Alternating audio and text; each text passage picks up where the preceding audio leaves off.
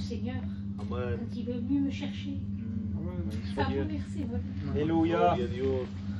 Ça a changé ma destinée et ma vie a trouvé mon élément.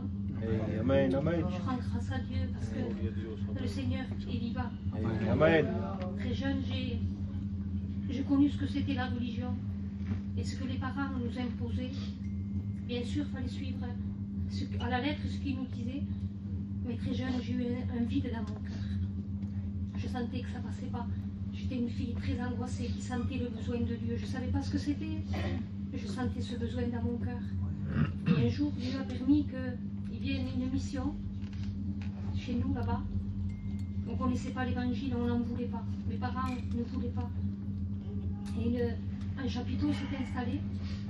Et les pasteurs sont venus inviter mes parents. À l'époque, j'avais 14 ou 15 ans. Et mes parents, pour faire plaisir aux pasteurs, on est allés.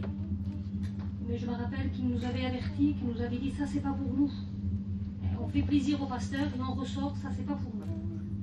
Mais cette réunion, c'était ma réunion. C'était là que le Seigneur avait mis un feu dans mon cœur. Soit Dieu, Je ne peux amen. pas vous expliquer, je n'ai pas tout compris. C'était la première fois que j'allais aux réunions. Mais c'est mis un désir dans mon cœur, c'est de le chercher. Je voulais trouver celui qui était vivant, pas celui qui était seulement à la croix, mais celui qui était ressuscité.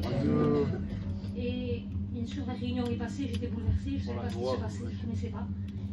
Mais il y avait comme quelque chose qui s'était allumé dans mon cœur et je voulais retrouver cette présence que j'avais trouvée dans cette réunion. Je peux vous dire que jamais on m'a enseigné la prière, jamais on m'a enseigné de chercher Dieu. Maintenant, je me rends compte que la première chose que j'ai fait quand je suis rentrée chez moi, c'est de me tenir devant Dieu. Et j'ai senti cette présence très forte, comme quand j'étais à la réunion. Et j'avais dit à Dieu, je veux te découvrir, je veux te rencontrer. Bien sûr que j'ai persévéré. Pendant que Dieu m'a aidé, pas beaucoup aidé. Maintenant, je sais que c'est le Saint-Esprit qui m'a conduit. Mais je ne connaissais rien. J'avais procuré une Bible. Et je me cachais pour la lire. Ma mère me déchirait les Bibles et me disait, je vous avais dit que ce n'était pas pour nous, je n'en veux pas. Bien sûr, je tout fais un temps avec cachette, en cachette, je me cachais pour prier. Mais il se passait quelque chose dans mon cœur. Et je me réjouis de ce que je ressentais. Mes parents même se rendaient compte que je n'étais plus la même, que ma vie avait pris et j'étais épanouie. Dieu a permis que je rencontre le Seigneur dans la jeunesse. Dieu a permis que mes destinées soient dans sa main. J'ai eu des promesses quand j'étais jeune. Et j'ai vu qu'avec le temps, ça s'est réalisé. Amen. Parce que Dieu est fidèle, je vous le promets. Je me suis convertie jeune, ça fait plus de 35 ans que j'appartiens au Seigneur. Et j'ai eu des bons moments, j'ai eu des moments de deuil où le Seigneur a été ma vraie consolation. J'ai eu des moments où je croyais tomber, ne plus m'en sortir.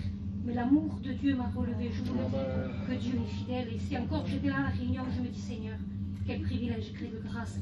Je suis encore là ce soir. Dire ce que tu as fait dans ma vie. Que tu es venu me chercher là où il n'y avait rien, où l'évangile ne connaissait pas, on ne connaissait pas ce qui était de Dieu. Et Dieu a permis qu'après se fasse une église, que les miens écoutent la parole de Dieu. La parole de Dieu s'est répandue, l'œuvre de Dieu est merveilleuse. Ce que Dieu fait en cœur, c'est merveilleux. Et je me réjouis de l'appartenir. Amen. Soit Dieu.